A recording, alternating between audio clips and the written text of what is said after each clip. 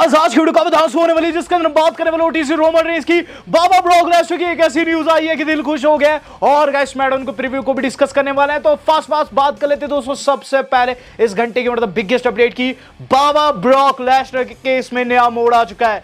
Yes guys, general grant case, वो case जिसमें Brock Lesnar बिन बात के फंसे हुए थे, जिस केस में दोस्तों मेन जो जुर्म किया था वो किया था विंस मैकमैन ने। विंस मैकमैन जिसके अंदर दोस्तों मेन अपराधी थे, उसके अंदर दोस्तों विंस मैकमैन ही निर्दोष पाए गए। यस गाइस, जनरल ग्रांट ने, जो कि एक महिला थी और डब्ल्यूडब्ल्यूई के लिए काम करती थी, काफी संगीन आरोप विंसेंट केनेडी मैकमैन के ऊपर लगाए थे। आपको याद होगा, अभी से काफी टाइम पहले की बात है, और उसी टाइम पर ब्रॉक लेसनर को डब्ल्यू वाले अपनी कंपनी से बैंड कर देते हैं। लेकिन गाइस अब इस केस में नया मोड़ आया है और ज्यूरी ने यहां दोस्तों ये चीज बताई, जो दोस्तों अदालत थी उसमें बैठे हुए जजेस ने ये चीज बताई है कि विंस के खिलाफ जितने भी आरोप लगे हैं वो बेबुनियाद है, क्योंकि पूरे सबूत नहीं है। तो सबूत की कमी के चलते और गाइस सबूतों के अभाव के चलते विंस मैकमैन दोषी नहीं पाए जाने वाले हैं। विंस को कोई भी सजा नहीं मिलने वाली है।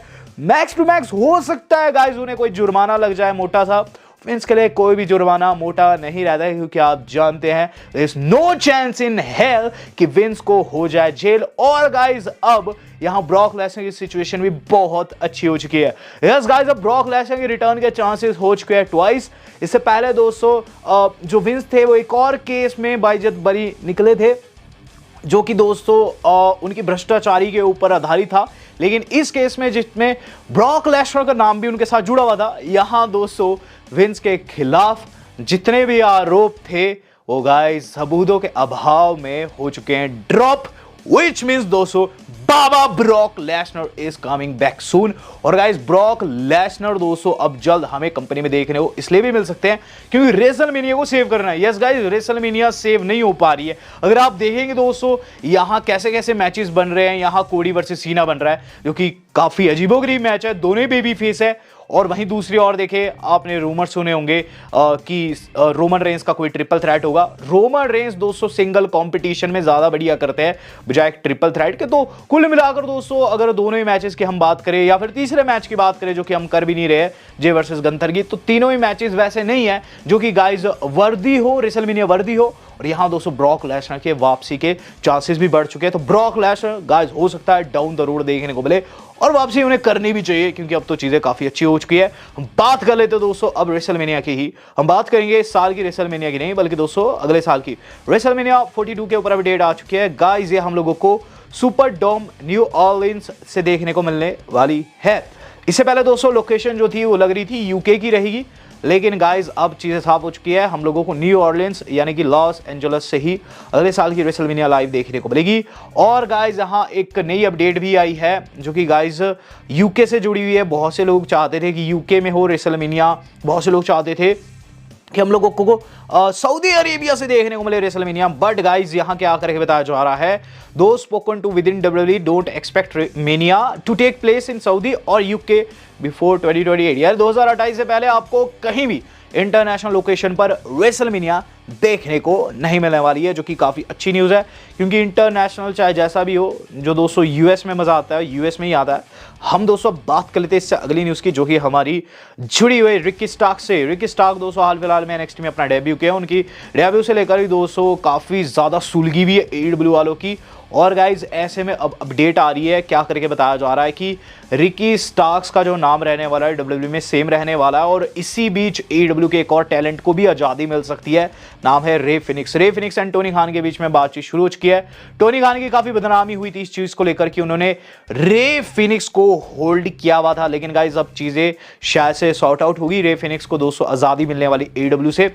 और AEW वालों ने दोस्तों काफ़ी बड़ी गलती की है इस समय, अपने सुपरस्टार्स को, जो कि उनकी खुद की प्रॉपर्टी थी, उन्हें इस तरीके से ट्रीट किया। अगर मोहब्बत होती तो जाने दिया जाता, हमेशा से कहा जाता है। लेकिन गाइस शायद से AEW वाले अपने स्टार से मोहब्बत नहीं करते हैं। और यहाँ दोस्तों अब रे फिनिक्स जैसे तैसे WWE में वापस आने वाले हैं, या फिर कह लीजिए डेब्यू करने वाले हैं अपने ब्रदर पेंटा के साथ में जल्द। वो कब होगा मैं नहीं जानता, लेकिन यहाँ दोस्तों एक चीज़ कंफर्म हो चुकी है, एक टैग टीम कंफर्म हो चुकी है। किसके लिए गाइस? लेजेंड्स डील के लिए। तो डेमोलिशन दोस्तों एक टैग टीम थी 90s की, और इनका दोस्तों कुछ केस वेस चला होता है डब्ल्यूडब्ल्यूई के साथ में दोस्तों, इनके रिलेशन अच्छे नहीं थे डेमोलिशन के। लेकिन गाइस अब चीज़ें बढ़िया हो चुकी है और इन्होंने बीते कल लेजेंड्स डील साइन कर ली है और अलुमनाई सेक्शन से उठकर दोस्तों ये आ चुके हैं लेजेंड्स के सेक्शन में। बात इतनी सी है कि गाइस अब जल्द ये हॉल ऑफ फेम में भी होने वाले हैं। काफ़ी लेजेंडरी टीम थी दोस्तों 80-90 के दशक की। हम बात कर लेते हैं दोस्तों ऐसे ही अनाउंसर की जो कि पास्ट में काफ़ी मशहूर था और खासकर सीना को दोस्तों ये अनाउंस करता था तगड़े तरीके से, ये भी लौटने जा रहा है। Former WWE announcer Tony Chimel says he would like to return to WWE to possibly introduce Cena during his one last match. तो गाइस वो कह रहे हैं, यानी कि दोस्तों जो टोनी नाम के अनाउंसर है, आपको याद होगा 2007-2008 ये सीना को जब बुलाते थे गूज बम्स आ जाते थे। इन्होंने कहा है कि वो 2025 में लौटना चाहेंगे सीना को लास्ट टाइम अनाउंस करने के लिए। गाइस ये जैसे ही सीना को अनाउंस करेंगे ना, आप लिटरली फील कर पाएंगे कि इनकी वॉइस में वो अलग सा पन रहता है, खासकर सीना के लिए। तो हो सकता है आपको लास्ट मैच में वहाँ अनाउंस करते हुए नजर आए सीना का नाम। बात कर लेते हैं दोस्तों इससे अगली न्यूज़ की। इससे अगली न्यूज़ जुड़ी दोस्तों एक ऐसे फैटल 4 वे से जो कि गाइस हो सकता है हम लोगों को रेसलमेनिया में देखने को मिले। तो इस वक्त दोस्तों 4 सुपरस्टार आईसी टाइटल की दौड़ में हैं। एजे स्टाइल्स दूसरे हैं दोस्तों हमारे अपने पेंटा, तीसरे दोस्तों शेमस और चौथे ऑब्वियसली चैंपियन यानी कि ब्रॉन ब्रेकर। तो यहाँ दोस्तों रूमर्ड जो मैच है वो एक फैटल 4 वे बताया जा रहा है। अगर मैच बनता है सोने पर सुहागा होगा क्योंकि चारों के चारों काफ़ी तगड़े हैं और ब्रॉन ब्रेकर के लिए काफ़ी ज़्यादा मुश्किल होगी। और मैं चाहता हूँ इसके अंदर, मैं दिल से चाहता हूँ शेमस जीते, शेमस को उनका मूवमेंट मिले, रेसलमेनिया मूवमेंट मिले, क्योंकि काफ़ी टाइम से इस टाइटल को चेज करते आ रहे हैं। कई साल हो चुके हैं गाइस, कई साल हो चुके हैं। आप खुद सोच के देखिए कब से शेमस इस टाइटल के पीछे पड़े हुए। बात कर लेते हैं दोस्तों इससे अगली न्यूज़ की। इससे अगली न्यूज़ जो आज के बाद जुड़े दोस्तों द रॉक के एक टीज से। यस गाइस, द रॉक का भी एक टीज गिराया गया है। मैं नहीं जानता रॉक आएंगे रेसलमेनिया की नहीं, लेकिन एक टीज गिराया गया है डब्ल्यूडब्ल्यूई के द्वारा।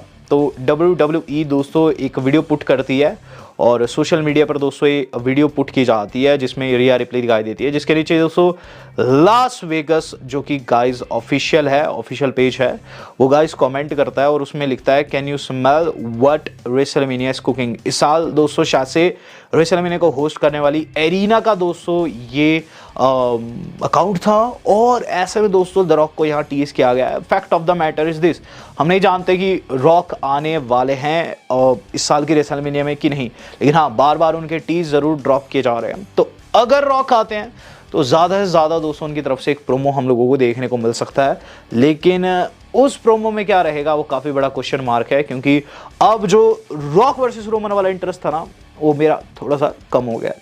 गाइज मैं बात करूंगा अब इससे अगली न्यूज़ की जो कि हमारी जुड़ी हुई है दोस्तों इस घंटे की one of the biggest update से। तो गाइज वो जुड़े हुए हैं दोस्तों हमारे स्मैकडाउन के प्रीव्यू से। तो गाइज कल होने वाली स्मैकडाउन, और गाइज आपको बताना चाहूँगा स्मैकडाउन के अंदर बहुत तगड़ी तगड़ी चीज़ें होने वाली है।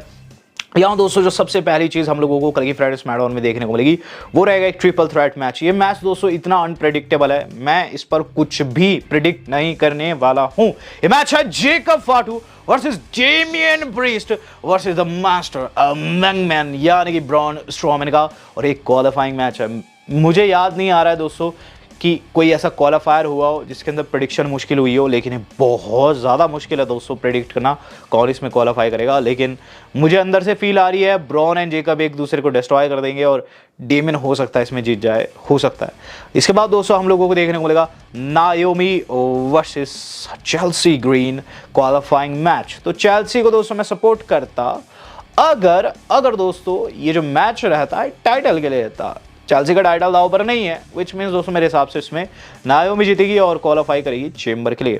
देन वी गॉट द समा main event of the evening जो कि रहने वाला Tiffany Stratton versus Nia Jax. इसे मेन इवेंट में भी रखा जा सकता है। ये मैच है WWE वुमेन्स गोल्डन चैंपियनशिप का, जहां दोस्तों कुछ भी हो सकता है, लेकिन मुझे जितनी बारी अभी तक इसके अंदर कोई भी टाइटल चेंज नहीं होगा। टिफनी स्ट्रैटन इसमें जीतेगी।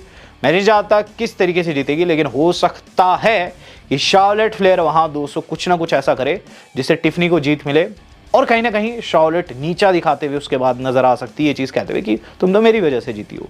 मेन इवेंट की बात कर ली जाए, solo is back. Yes guys, solo is back. और कल फ्रेंड्स स्मैकडाउन में हम लोगों को सोलो की तरफ से एक प्रोमो देखने को मिलेगा।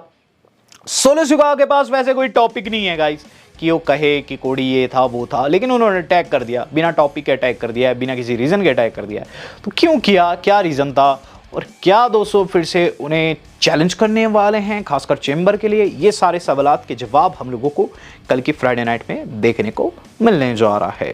गाइज अब हम बात कर लेते हैं इस घंटे की बिगेस्ट अपडेट की। तो गाइज यहाँ रोमन रेंस का रिएक्शन आ चुका है, फाइनली रिएक्शन आ चुका है सेथ रॉलिंस के ऊपर। सेथ ने तो ये चीज़ कह दिया था कि हर एक सिक्के के दो पहलू होते हैं। अगर मैं कहता हूँ कि मैं रोमन से हेट करता हूँ, मैं रोमन से हेट नहीं करता, आई लव रोमन। और अगर मैं उससे गुस्सा हूँ तो इसलिए गुस्सा हूँ जो चीज़ें उसने पास्ट में की, जैसा उसका बिहेवियर है, वो खुद को गॉड समझने लगा है, वो चीज़ मुझे पसंद नहीं है। आई लव रोमन, तो ये उन्होंने कहा था। लेकिन रोमन रेंस का दोस्तों यहाँ रिएक्शन आया है और चीज़ें दोस्तों सेथ के लिए अच्छी नहीं है। दरअसल हाल फिलहाल में दोस्तों रोमन रेंस गेम प्ले करते हुए नजर आते हैं 2K25 का, अलॉन्ग विद अ गाय, जिसके अंदर दोस्तों हमें चीज़ देखने को मिलती है। गेम चल रही होती है वहाँ रोमन एंड सेथ के बीच में और रोमन देख रहे होते हैं। फिर उसके बाद रोमन रेंस सेथ रॉलिंस के कैरेक्टर को देखते हैं, गेम वाले कैरेक्टर को देखकर क्या कहते हैं, his kinda looks like Seth, no offense, he is a piece of trash, you just look that way.